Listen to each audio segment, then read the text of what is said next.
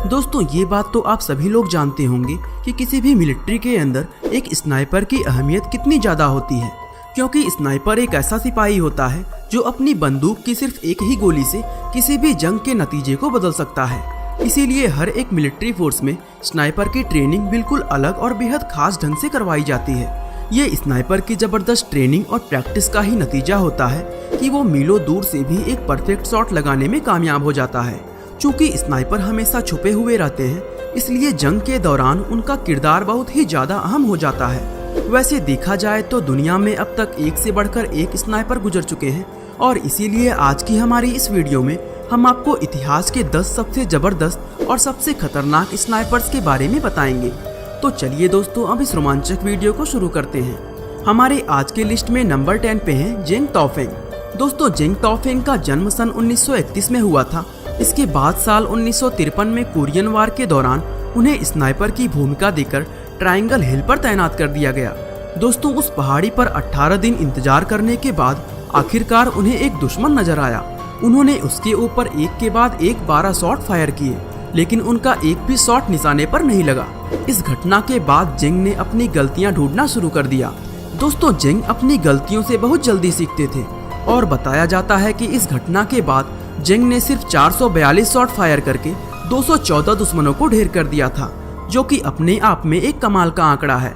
और ये सारे निशाने उन्होंने बिना किसी स्कोप का इस्तेमाल किए लगाए थे, इसीलिए उन्हें इतिहास के महान स्नाइपर्स में शुमार किया जाता है। हमारे आज के लिस्ट में 9वें नंबर पर है एडलबर्ट वार्ड्रोन। दोस्तों एडलबर्ट वार्ड्रोन का जन्म सन 1933 में अमेरिका के वर्जीनिया स्टेट में हुआ था। वियतनाम वॉर के दौरान उन्होंने अमेरिकन मिलिट्री के अंदर एक स्नाइपर के रूप में सेवा की थी। वार्ड्रोन आर्मी ज्वाइन करने से पहले 12 साल अमेरिकी नेवी में बिता चुके थे, और नेवी में अपनी सर्विस के दौरान एक बार उन्होंने 900 यार्ड्स की दूरी पर चलती हुई बोट में एक परफेक्ट शॉट लगाया था। दोस्तों इस खतरनाक शॉट की वजह से उन्होंने अमेरिकन मिलिट्री का दिल जीत लिया था। इसके अलावा वियतनाम वार के दौरान ही सिर्फ 8 महीने के अंदर वार्ड्रोन ने 109 किल्स किए थे, जो साल 2011 तक एक अमेरिकन रिकॉर्ड बन गया था। दरअसल साल 2011 तक वार्ड्रोन के नाम अमेरिकन इतिहास में सबसे ज्यादा किल्स करने का रिकॉर्ड था, और इसीलिए वो अमेरिका के सबसे सम्मानित स्नाइपर में शुमार किए जाते हैं। हमारे आज के लिस्ट में 8वें नंबर पर है विलियम एडवर्ड सिंह। दोस्तों विलियम एडवर्ड सिंह का जन्म सन 1886 में क्वींसलैंड के क्लेरमोंट में हुआ था। वर्ल्ड वार 1 के दौरान वो ऑस्ट्रेलियन इंपीरियल फोर्स का हिस्सा हुआ करते थे। दरअसल विलियम बचपन से ही एक जबरदस्त निशानेबाज थे, और इसीलिए वर्ल्ड वार के दौरान भी उन्हें स्नाइपर की जगह दी गई थी। दोस्तों Australian and New Zealand army corps में अपने मिलिट्री करियर के दौरान उन्होंने 200 से भी ज्यादा किल्स किए थे, जो उस समय एक रिकॉर्ड बन चुका था। बताया जाता है कि उनका निशाना इतना पक्का था कि वे कभी भी चूकते नहीं थे।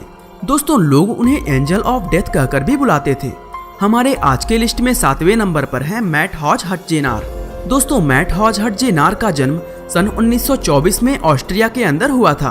दूसरे वर्ल्ड वार के दौरान वह जर्मन मिलिट्री फोर्स के अंदर एक स्नाइपर के तौर पर भर्ती किए गए थे।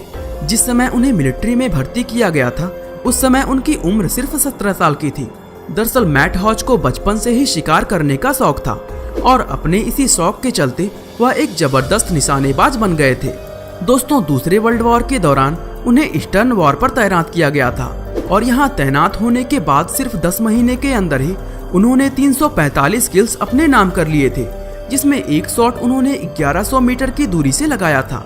मैट हॉज की इसी जबरदस्त परफॉर्मेंस की वजह से उनका नाम पूरी दुनिया में प्रसिद्ध हो गया, और यहाँ तक कि आज भी उनकी गिनती महान स्नाइपर्स में की जाती है।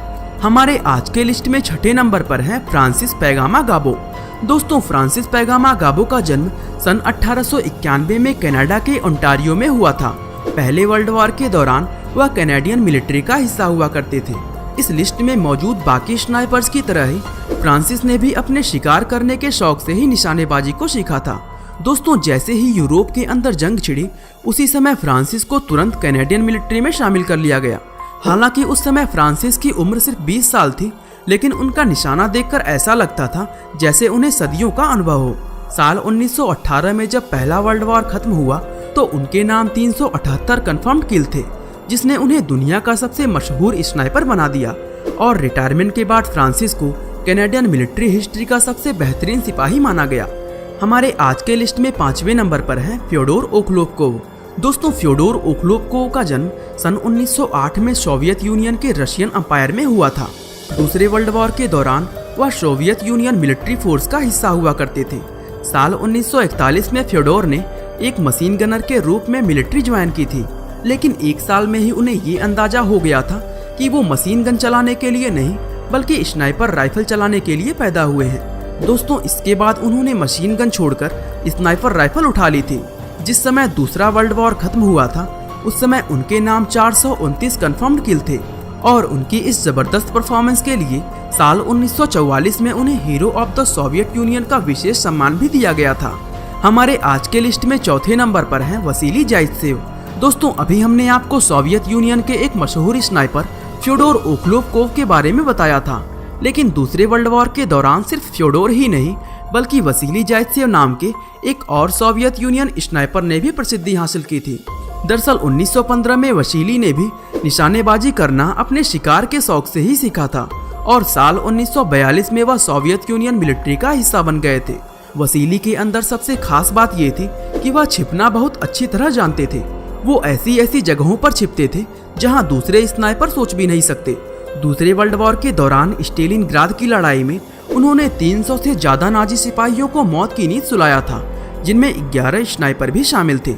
इसीलिए वसीली को hero of the Soviet union का सम्मान भी दिया गया था। हमारे आज के लिस्ट में तीसरे नंबर पर है ल्यूडमिला पेवलीचेंको। दोस्तों, ल्यूडमिला पेवलीचेंको का जन्म सन 1916 में रशियन अंपायर में हुआ था। इनको इतिहास की सबसे खतरनाक महिला स्नाइपर माना जाता है। साल 1941 में रेड आर्मी का हिस्सा बनने के बाद कुछ ही समय में ल्यूडमिला का नाम हर किसी की जुबान पर चढ़ गया था और लोग उन्हें लेडी डेथ कहकर बुलाते थे। अपनी जबरदस्त निशानेबाजी के दम पर उन्होंने बहुत कम समय में ही 309 किल्स अपने नाम कर लिए थे और इसके चलते उन्हें भी hero of the Soviet union का सम्मान दिया गया था। हमारे आज के लिस्ट में दूसरे नंबर पर है क्रिस काइल। दोस्तों, क्रिस काइल का जन्म सन 1974 में अमेरिका के टेक्सास में हुआ था। वह अमेरिकन नेवी सील में एक स्नाइपर हुआ करते थे। दरअसल क्रिस ने स्नाइपर के रूप में इराक युद्ध के दौरान इराक के 4 दौरे किए थे और अपना 10 साल का समय उन्होंने इस वॉर में बिताया था। जिस समय क्रिस इराक में तैनात थे उस समय उन्हें अमेरिकन मिलिट्री इतिहास का सबसे जबरदस्त स्नाइपर घोषित कर दिया गया था, जिनका जिक्र हमने वीडियो की शुरुआत में किया था। उनके जीवन पर अमेरिकन स्नाइपर नाम की एक हॉलीवुड फिल्म भी बनाई जा चुकी है। हमारे आज के लिस्ट में पहले नंबर पर है सीमो हाया। दोस्तों, सीमो हाया का जन्म सन 1905 में फिनलैंड के अंदर हुआ था और वो 1939 के विंटर वॉर के दौरान फिनलैंड की मिलिट्री का हिस्सा हुआ करते थे। दरअसल सीमो हाया बचपन से ही निशानेबाजी में बहुत होनहार थे और उन्होंने सिर्फ 17 साल की उम्र में ही मिलिट्री ज्वाइन कर ली थी। साल 1939 से 1940 तक चले विंटर वॉर में उन्होंने सोवियत यूनियन के 505 सिपाहियों को मौत की नींद सुलाया था और सोवियत यूनियन के द्वारा ही उन्हें व्हाइट डेथ नाम दिया गया था। सीमो हाया के नाम 505 कंफर्म किल्स हैं, जो अभी तक के इतिहास में किसी स्नाइपर द्वारा किए गए सबसे ज्यादा किल्स हैं। यही कारण है कि उन्हें इतिहास का सबसे खतरनाक और सबसे जबरदस्त स्नाइपर माना जाता है। दोस्तों, सीमो हाया का मारने का तरीका बाकी स्नाइपर की तुलना में एकदम अलग था। बताया जाता है कि वो खुद को बर्फ में छुपाने के लिए अपने कपड़े, राइफल और शरीर को सफेद रंग से रंग देता था। अगर आप सीमो हाया के बारे में और भी जानना चाहते हैं तो डिस्क्रिप्शन में दिए गए लिंक से सीमो हाया के इस वीडियो को देख सकते हैं। बाकी आज के लिए बस इतना ही। उम्मीद है आपको हमारी आज की यह वीडियो काफी पसंद आई होगी और दोस्तों, ऐसे ही इंटरेस्टिंग वीडियोस को लगातार देखने के लिए हमारे चैनल को शेयर और सब्सक्राइब करना बिल्कुल ना भूलें।